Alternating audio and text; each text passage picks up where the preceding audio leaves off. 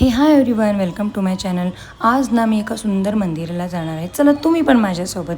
त्याच्या आधी ना मी मुलांसाठी छोले आणि चपाती बनवले होते टिफिनसाठी। हेडबॅथ करून मंदिरामध्ये पूजा केली। पूजा झाल्याच्या नंतर ना बाकीचं स्वयंपाक आवरून घेतलं।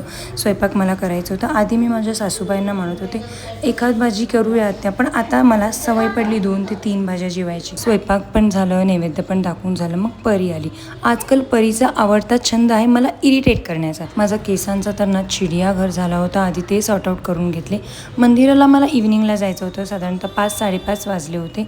मंदिरचंही बाहेरचं एरिया आहे, खूप छान सजवलं होतं मंदिरला। मग गेल्या गेल्या तिथं पुजारी बसले होते गंध लावायला। परी आणि मी तिथं गंध लावून घेतले। कमेंटमध्ये नक्की सांगा आम्ही दोघी कसं दिसतोय। तसं मंदिरात ना ब्रह्मोत्सव साजरा करत होते आणि बालाजीची मूर्ती होती मंदिरात। माझं पण पहिल्यांदाच इथं विजिट आहे।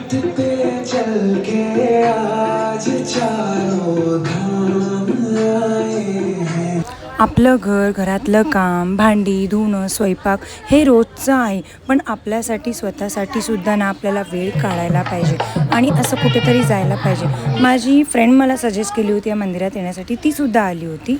पूर्ण मंदिरचं परिसर पाहिल्यानंतर ना महाप्रसाद घेतला सगळ्यांनी आणि परी इथे खूप खुश होती कारण तिची दीदी आली होती। चॅनलला सबस्क्राईब करायला विसरू नका। पुन्हा भेटू एखाद्या छानशा व्हिडिओमध्ये। बाय।